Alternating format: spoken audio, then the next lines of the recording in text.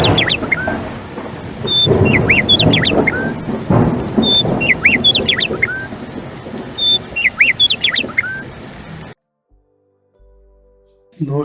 मेरा नाम है विजयराज चौहान और मैं आपसे रूबरू हूँ भारत पाकिस्तान की सीमा पर बसे एक छोटे से खूबसूरत शहर गंगानगर राजस्थान से।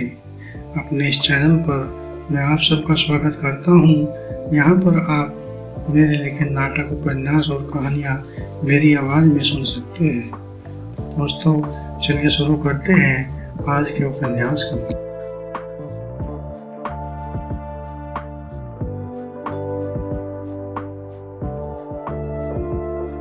कॉलेज के मुख्य हॉल में फ्रेशर पार्टी का आयोजन हुआ था। इस समय कुछ पुराने छात्र और कुछ नए छात्र मिलकर पार्टी का प्रबंध कर रहे थे। मोहन भी पार्टी में पहुंचा। मोहन हॉल में पहुंचा तो देखा काफी सारी कुर्सियां लगी हुई थी। स्टेज के पास कुछ बैठने के लिए विशेष कुर्सियों का भी इंतजाम किया हुआ था। मोहन इधर-उधर बैठने के लिए अपना स्थान देख रहा था कि पीछे से अचानक आई सौम्या की आवाज ने उसे चौंका दिया।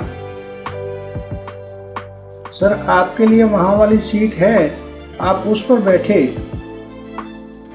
मोहन ने मुड़कर देखा तो सौम्या खड़ी थी। इस समय उसने एक सफेद रंग का मोती लगा हुआ कुछ धोती जैसा वस्त्र पहना हुआ था और ऊपर की तरफ सफेद रंग का मोती की कढ़ाई वाला कोई ब्लाउज जैसा ड्रेस का कोई वस्त्र पहना हुआ था। उसने अपने बालों में सफेद फूलों का कुछ गजरा सा भी पहना हुआ था और आंखों में लगा काजल भी उसकी सुंदरता को बढ़ा रहा था। इस समय वह किसी तरुण हिरणी के समान चहक रही थी। मोहन ने सौम्या को एक नजर ऊपर से नीचे तक देखा और फिर उसके चेहरे की तरफ देखते हुए बोला, बताओ किस जगह बैठना है। सौम्या, सर वहाँ स्टेज के सामने वाली चेयर है, आपको वहाँ बैठना है। अपने हाथ की उंगली से इशारा करते हुए सौम्या बोली। मोहन कुर्सी की तरफ चलने ही वाला था कि सामने खड़ी सौम्या ने अपने दोनों हाथों से ड्रेस को हवा में लहराते हुए कुछ मुस्कुराकर मोहन से पूछा, सर मेरी ड्रेस कैसी लग रही है। मोहन, हाँ तुम्हारी ड्रेस अच्छी लग रही है। कुर्सी की तरफ बढ़ते हुए मोहन ने कहा। मोहन कुर्सी की तरफ चला तो पीछे रह गई सौम्या अचानक ही मोहन की बाहों का इशारा लेते हुए आगे निकलते हुए बोली, चलो सर मैं आपको वहां तक छोड़कर आती हूँ। और वह मोहन के आगे इटलाती हुई कुर्सी की तरफ चल देती है। सौम्या की छुअन से मोहन को ऐसा लगा कि शायद सौम्या से छूकर देखना चाहती है, लेकिन वह सौम्या के पीछे पीछे कुर्सी की तरफ चल देता है। कुर्सी के पास पहुंचकर सौम्या ने हाथ से इशारा करते हुए कहा, सर आपको यहाँ बैठना है। मोहन ने कुर्सी देखी तो वह उस पर बैठ जाता है। इसके बाद सौम्या स्टेज के पीछे की तरफ अपने चेंजिंग रूम की तरफ चली जाती है। थोड़ी देर के बाद सामने वाली स्टेज पर प्रोग्राम शुरू हो जाता है। कई सारे लड़के लड़कियों के समूह आते हैं। कोई अपना डांस का तो कोई नाटक का प्रोग्राम करके चला जाता है। इसके बाद उद्घोषिका की आवाज आती है, बोली, अब आप प्रथम वर्ष की छात्राओं द्वारा कथक डांस का प्रोग्राम देखेंगे। इसके बाद मंच पर एक म्यूजिक सा शुरू हो जाता है।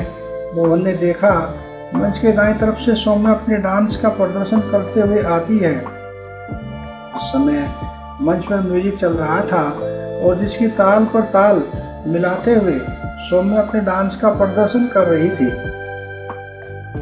इस समय उसकी भाव और भंगिकाएं इस प्रकार से लग रही थी मानो वह किसी अलौकिक संसार में पहुंच गई हो और वह अपने दोनों हाथों से, अपने पैरों से, अपने हाव भावों से बखूबी प्रदर्शित कर रही थी।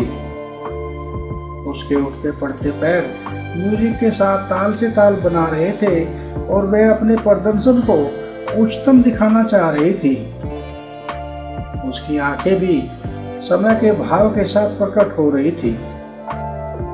सौम्या काफी देर तक इसी प्रकार अपनी कला का प्रदर्शन करती रहती है और थोड़ी देर के बाद म्यूजिक बंद हो जाता है। उसका प्रोग्राम समाप्त हो जाता है। जैसे ही सौम्या का प्रोग्राम समाप्त हुआ तो मंच के सामने उपस्थित सभी विद्यार्थियों और उपस्थित सभी लोगों ने हथेलियां बजाकर सौम्या का अभिवादन किया। सौम्या ने भी हाथ जोड़कर सबका अभिवादन स्वीकार किया और वह मंच से पीछे चली जाती है। इसके बाद मंच पर सभी प्रतिभागियों के लिए पुरस्कार वितरण का प्रोग्राम शुरू हुआ।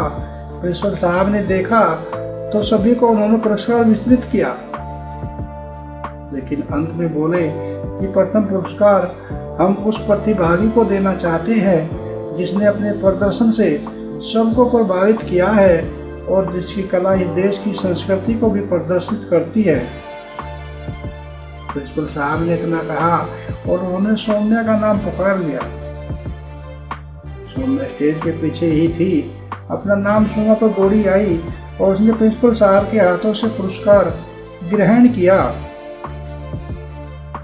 इस समय वह काफी खुश दिखाई दे रही थी और अपने प्रदर्शन और अपने द्वारा किए गए डांस पर काफी गौरवान्वित महसूस कर रही थी। उसने पुरस्कार लिया और सबको नमस्कार करते हुए मंच के पीछे की तरफ चली जाती है। कार्यक्रम समाप्त हुआ तो मोहन भी अपनी कुर्सी से उठता है और अपने ऑफिस की तरफ चला आता है। अपनी इन्हीं लाइनों के साथ ही आज के प्रोग्राम को यहीं पे विराम देते हैं।